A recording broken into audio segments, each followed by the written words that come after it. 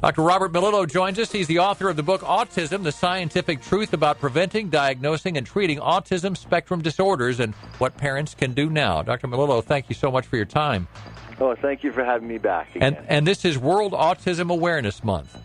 Correct. All right. Now, people, we hear the word autism. A lot of people don't know what it is. So can you explain for those who don't know?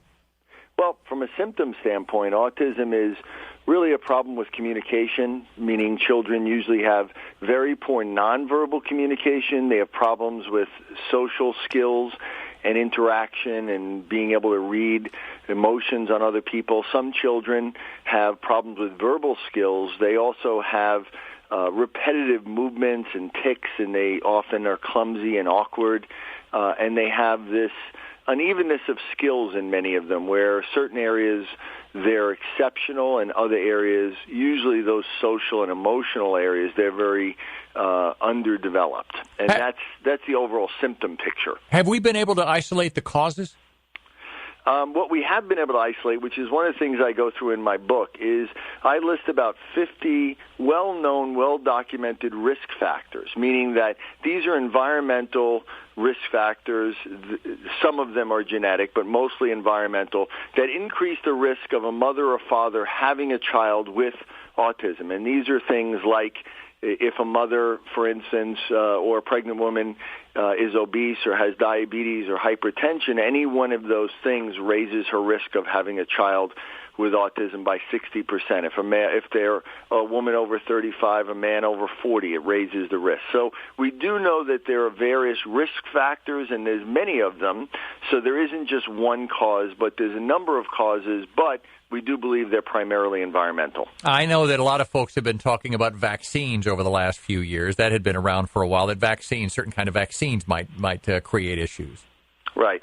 A study just came out. It was a pretty good study, actually, that said that children with autism don't actually get more vaccines than regular children. Also, the amount of antigens in vaccines seems to have gone down in the past 10 years, while the amount of children with autism is clearly increasing. So those factors don't really argue for the vaccination or the vaccine being the cause of autism. And I've never really believed that, and I don't think there's any good research to support that. But what we do see is that certain children may get vaccine reactions, and that means there's nothing wrong with the vaccine, but rather there's wrong with the child and their immune system and how they may be reacting, which really comes down to the way their brain is developing. It really is a brain problem, and vaccines may be a trigger, but they're certainly not the cause. What kind of treatment, what do you do when you find out your child is autistic? What are the treatments that you have available to you?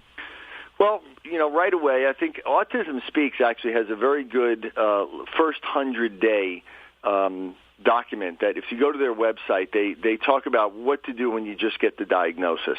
And I think that's great. But there are many services in the state. What a person should do is immediately contact the state and try to get services from the state. But if the child, depending on the level, if they're high functioning, if they have a diagnosis of what we call PDD, I think, our brain balance centers for children, let's say 5 years old and over and high functioning autism, we have brain balance centers, which are learning centers across the country that are specifically designed to work with children with various disabilities like high functioning autism, ADHD, and learning disabilities. I also have a book called Disconnected Kids, which was my first book that I think parents should all read with any child with a disability when they first get that diagnosis. All right, 30 seconds left. Is this a problem that's growing?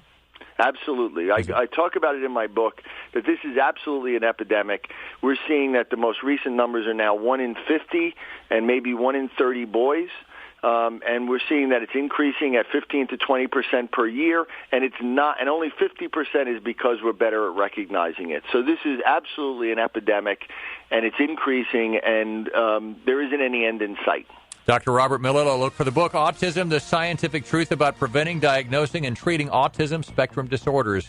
Dr. Melillo, thank you for coming on. We appreciate the information. Thank you again.